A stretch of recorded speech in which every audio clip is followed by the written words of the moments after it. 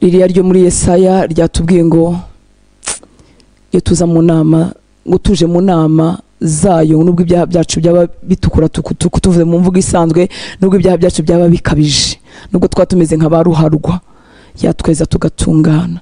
Hanyuma rero ryo muri Yeremiya ririmo riratubwira ngo iyo baba baraje mu nama zanjye banarababwiye ko bigenda kandi baba barahanuriye ubwoko iby'ukuri.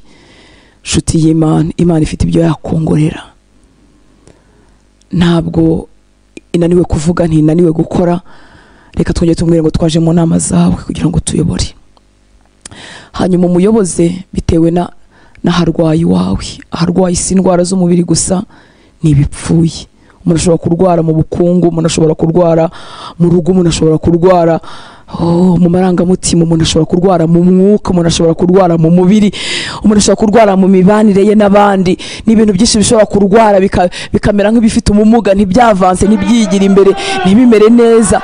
Twaje mu nama z'Uwiteka kugira ngo tumuyoboze uko twabigenza. Data, turacyari imbere yawe, wowe mutunzi w'imbabazi, wowe mugizi wa neza urenze uko twabasha kubivuga. Ni wowe wongera kudutumira ngo tuze mu nama zawe. Turaje kugira ngo tukongorere, turaje kugira ngo twumvishe ijwi ryawe, turaje ngo tubwire uko twakwitwara. Ndasengera abana bawe, abahungu bawe n'abakobwa bawe, bumva bakoze icyo basabwaga gukora cyose, kuko ibyo bihe bibaho. Umuntu akumva yarasenze, umuntu akumva yarateranye, umuntu akumva yaratuye, umuntu akumva yakoze buri kintu cyose azi ko abera basabwa gukora, ariko ntabona ubutabazi. Tuje mu nama zawe Mwami ngo tubwire ngo iki nicyo gikurikiraho. Mwami, ijwi ryawe nasanze riruta ibintu byose. Ushobora no kutwongorera ukatubwira ngo ni ugutegereza gusa. Ushobora no kongera ukatubwira ngo komeza usenge. Ushobora no kutwongorera ukatubwira inzira zawe zirenga ibihumbi. Mwami, nituzi imivugire yawe yose ngo tuyimareyo, ariko ndasenze kugira ngo umwana wawe ntasohoke ubusa, ntasohoke imbokoboko, ntasohoke adakuye ikintu kuri wowe nyaguhora ku ngoma.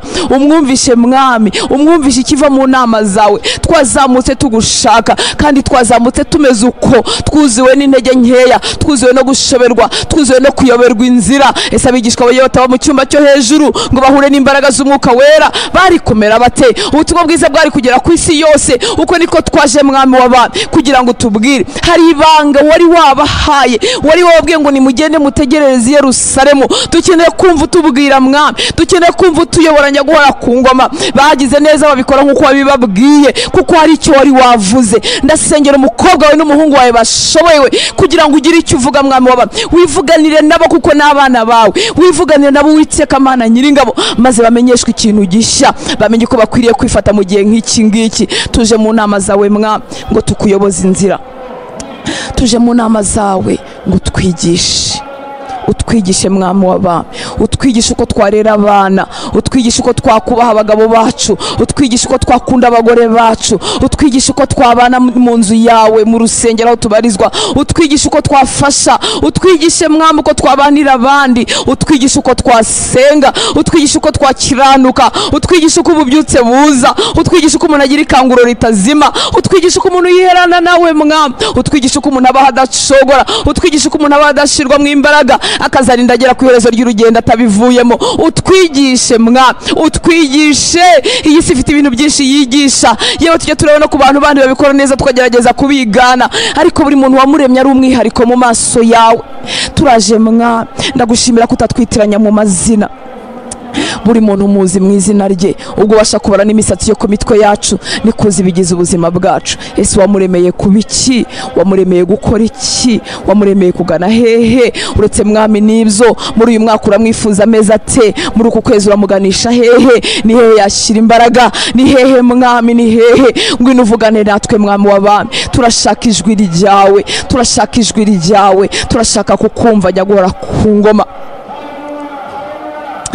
Umukozi wawe Mwami w'abami Eliya amaze kunanirwa yisabira gupfa, waramusanze umwumvishe ijwi ryawe, umubwira imirimo yindi asigaje gukora, ukakwiriye kwimika abami, ukakwiriye gusigaho abahanuzi. Uwiteka we uracyavuga, uracyakoranya guhora ku ngoma. Mu gucogora kwinshi yibazaga ko ari wenyine usigaye, mu gucogora kwinshi arimo yisabira gupfa, nyamara hari hakiri umurimo. Niko sengera abahungu bawe n'abakobwa bawe, abakozi bawe mwami w'abami, barimo bagushaka hirya no hino kugira ngo utwongorere mwami w'abami. Ibimeze nka wa mutsima yariye akawugendera iminsi 40, turasenze mwami ngo muri iyi minsi yo gusenga ubwoko bwawe duhembuke, ubwoko bwawe buhembuke nyaguhora ku ngoma. Tuhakura imbaraga zizadusunika mu rugendo n'iminsi yose dusigaje mwami w'abami.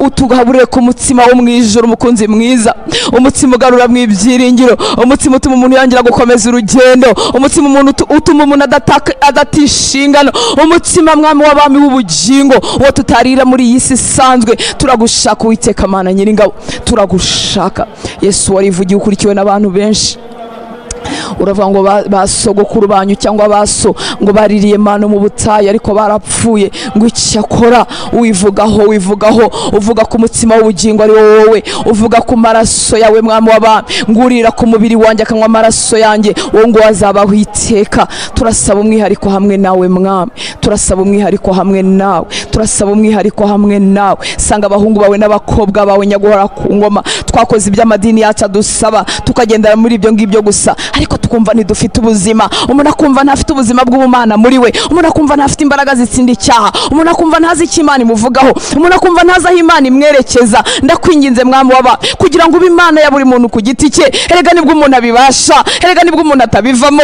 Iyo wabaye Imana ya rusange, umuntu akagera ahari wenyine, arashoberwa agacogora, arananirwa akabivamo nyaguhora ku ngoma. Ariko iyo wabaye Imana y'umuntu ku giti cye, umuntu ntaba kibivuye mu kundi. Uko niko byatumye Yohana ashobora kuba mu mwuka ari wenyine ku kirwa cya Patimo. Ndasenze Uwiteka Mana Nyiringabo, ngusanga abahungu bawe n'abakobwa bawe bazi gusengera gusa mu kivunge, bazi gukorera Imana nuko bari kumwe n'abandi. Uwiteka Mana Nyiringabo, udusanga aho turi twenyine nyaguhora ku ngoma, maze utwumvishe ijwi ryawe, maze utubwire icyo dushakaho. Abantu batubwiye ibyo badushakaho, abantu batubwiye ibyo badukundaho, abantu baratubwiye mwami w'abami. Harimo n'abantu babayeho kubw'ibyo abantu bavuze gusa, bakorera abantu mwami, banezeza abantu bakagarukiraho. Ariko turashaka umwihariko mwami w'abami. Igihe watubumbaga mu nda z'aba mama, wari ufite umugambi ku buzima bwacu. Buri muntu wese hari icyo wari waramugeneye. Ndasenze ngo umuhe kumva ijwi ryawe mwami w'abami. Mbega kubaho umuntu anezeza abantu ko bivuna, mbega kuririmba kuko atinya ko bamuhamagara ko bivuna, mbega kuvuga ubutumwa bwiza kukwera itsinda ko bivuna, mbega gukora umurimo umuntu abikorera abandi ko bivuna, mbega kubigukorera uburyo biryoha, mbega guhagurutswa naho uburyo bibamwe imbaraga, mbega kugendeshwa naho uburyo birimo ubuzima. Turasenze Uwiteka Mana Nyiringabo ngo wihererane na buri muntu wese wumvaga aruhijwe n'iby'amadini yamushyizeho, wumvaga aruhijwe mwami n'ibya rusange, maze wihererane nawe umumenyeshe mwami iby'amasoko y'ubugingo, umuhe kunywera kuri ayo masoko adakama. Yo umubera Imana ye ku giti cye, Imana bivuganira, Imana bigendanira. Urakoze Uwiteka Mana Nyiringabo. Nasomye ijambo ryawe, sanga ngo warazindukaga mu gitondo cya kare mu museke ukajya gusenga. Mwami wakiri iki gitambo cya mu gitondo, ucyakire. Imibiri yacu ikunda kuryama, imibiri yacu ikunda kuruhuka, imibiri yacu ikunda kudamarara, imibiri yacu ikunda kurya. Mwami reka iki gitambo cya mu gitondo kiguhumurire neza, ucyakire mwami w'abami. Twaje harimo abahunyiza, twaje harimo abasengera mu ishuka, twaje mwami harimo abasenga batakuye ibirenge mu gitanda. Twaje Uwiteka Mana Nyiringabo, uko kose wowe ukwakire mwami, maze utugwirize imbaraga, utugwirize imbaraga mwami w'abami, utugwirize imbaraga, utugwirize imbaraga. Ubyakire nk'igitambo maze biguhumurire neza, biguhumurire neza mwami w'abami. Uvuga ngo abana banjye barashaka, utwemerere tukubone, habe impinduka mu buzima bwacu. Reka uburetwa bw'uburyo bwose ubwo Satani yicaje ku buzima bw'abana bawe buturagurika umunsi ku wundi, bucikagurika umunsi ku wundi. Reka mwami ibikangisho by'umwanzi biri ku buzima bw'abana bawe byamburwa imbaraga umunsi ku wundi, agenda abona ubwiza bwawe n'ubutsinzi bubonerwa muri wowe, mu izina rya Yesu Kristo w'i Nazareti. Urakoze mwami w'abami. Twakubwiraga ibyuzuye imitima yacu, twakubwiraga ibivugika n'ibyo umuntu atabasha kuvuga, twakubwiraga ibyo byose tubizanye ku birenge byawe. Uratinyutse uravuga ngo yemwe abarushye n'abaremerewe, nimusange ndabaruhura. Nasanze ari wowe wenyine wihanganira abantu baruhije. Nasanze ari wowe wenyine wihanganira abantu baremerewe baravuna babasha kubana n'abandi. Abantu baremerewe we Uwiteka we nta byiringiro baba bafite, nta jambo ryiza, nta bitwenge, nta munezero baha ku bandi. Nasanze ari wowe wenyine utinyuka kutwakira tumeze gutyo. Waravuze ngo yemwe abarushye n'abaremerewe nimusange ndabaruhura. Tugutuye ibyo byose kugira ngo abahungu bawe n'abakobwa bawe turuhukire imbere yawe. Urakoze kuri umugizi wa neza, urakoze kuri umutunzi w'imbabazi. Nyemerera Mwana aho ijwi ryanjye ribasha kugera, umuriro wake mu mitima y'abahungu n'abakobwa. Imbaraga zo gusenga zibagarukemo, ubusabane bwongere busanwe.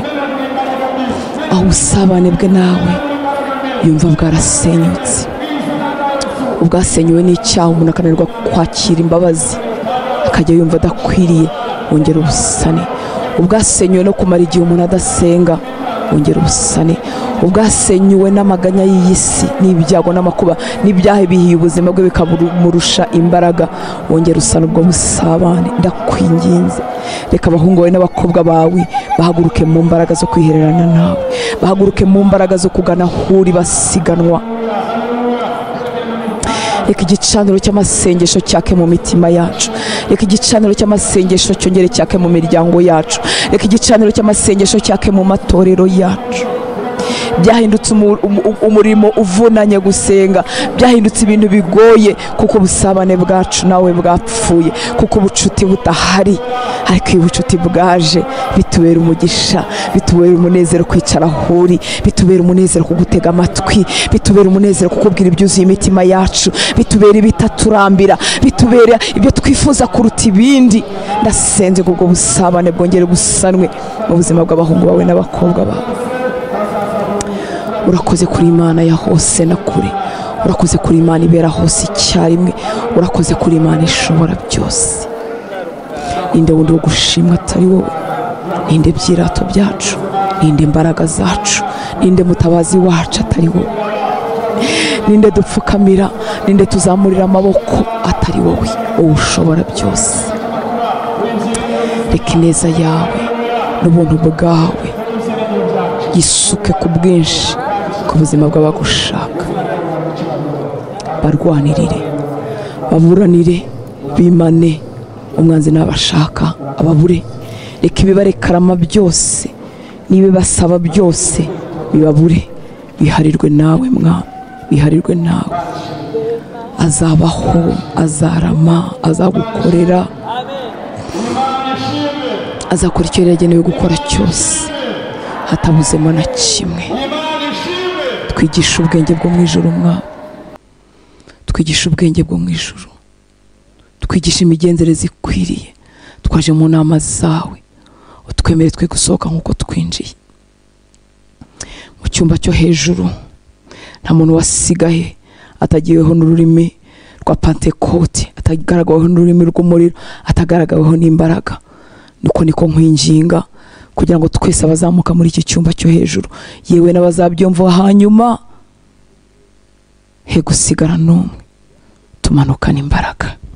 Mwuka wera uzura ubuzima bwacu, ngwino twuzure, wongere ubatize abahungu bawe n'abakobwa bawe bakwifuza, bagushaka. Wongere wuzure ubuzima bwacu bwari bucagase, utwuzure, udukoresha uko ushaka. Ndavuga umugisha ku bwoko bwawe muri uyu munsi wose. Ndasengera abahungu bawe n'abakobwa bawe bajya mu mirimo itandukanye kugira ngo ubane nabo. Ikiganza cyawe cyiza kibashorere, presence yawe yayindiza n'akanyamuneza umuntu akakirirwa n'akakagendana, bayumve muri bo Mwami w'abantu. Barwanirire ubushoboze gutsinda ibyo ababuza kuba uko ushaka, mu izina rya Yesu Kristo w'i Nazareti. Ndacecekesha amajwi yose abarekarama mu izina rya Yesu. Imbaraga z'umwijima zibabuza gutera intambwe mu buryo bwo mu mwuka, zamburwa ubushobozi ku buzima bwabo mu izina rya Yesu Kristo w'i Nazareti. Agira ibihe byo kwihererana nawe, agira ibihe byo gukomezanya nawe. Ufite intege nkeya mu mubiri, ndamuvugaho imbaraga mu izina rya Yesu Kristo w'i Nazareti, imbaraga zo kubana nawe, imbaraga zo gusenga, imbaraga zo kwiyiriza. Reka uburemerwe bwose umwanzi Satani yashyira ku buzima bwe bukurweho. Reka za nzitizi zose umwanzi ajya ahagurutsa hirya no hino zituma umuntu ataba mu bihe byo gusenga, akaba yakwitwa ko asenga ariko ntasenge. Ndasenze ngo izo nzitizi zose ziva ku mwanzi zikurweho mu izina rya Yesu Kristo w'i Nazareti. Ndasengera abahungu bawe n'abakobwa bawe kugira ngo babe hejuru y'imbaraga zibarwanya, babe hejuru y'imiyaga y'uburyo bwose, ntagire ikimucogoza, ntagire ikimunaniza mu izina rya Yesu Kristo w'i Nazareti.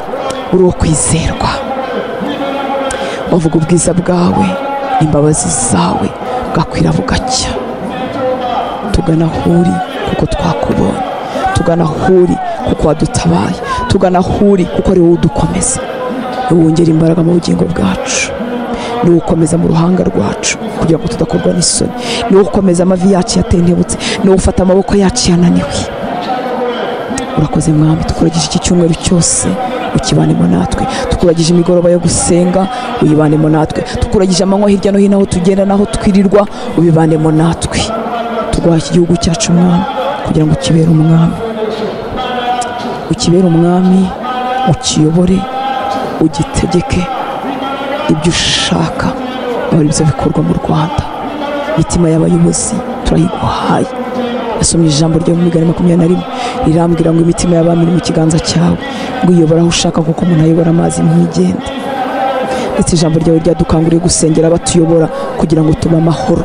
Imitima yabo turayiguhaye Mwami kugira ngo uyiyobore, ibyemezo bivuye iwawe aba ari byo biyibamo, ibyo ushaka aba ari byo biyibamo kugira ngo natwe tube amahoro.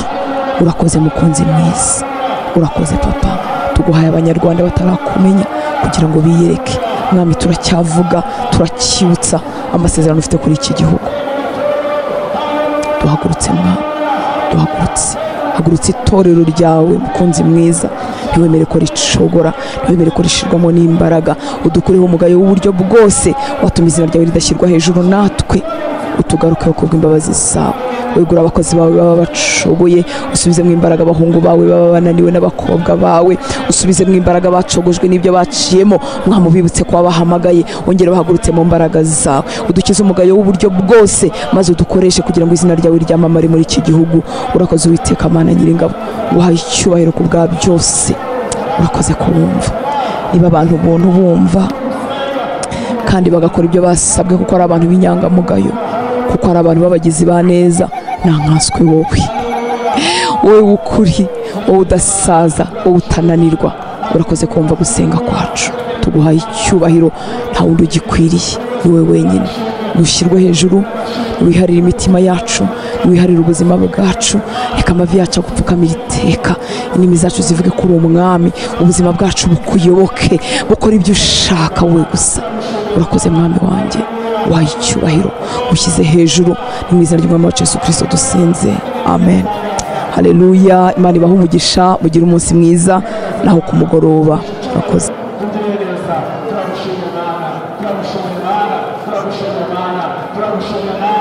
Data wa twese uri mu ijuru, ngushimiye kubw'uyu munsi wongere ku buzima bwanjye.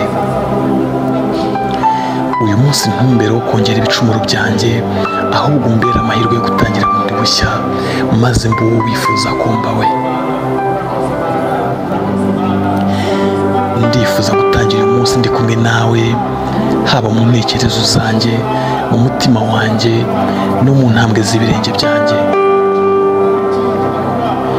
Undinde kubera abandi umutwaro, ahubwo mberere imbuto nziza. Uhe umugisha uyu munsi, maze uhire imigambi yanjye, ibitaguhesha icyubahiro ubirinde intekerezo zanjye Data. Umpa ubwenge bwo guhitamo neza ibimfitiye umumaro, bizangeza ku iherezo ryiza. Mbigusabye mu izina rya Yesu, amen.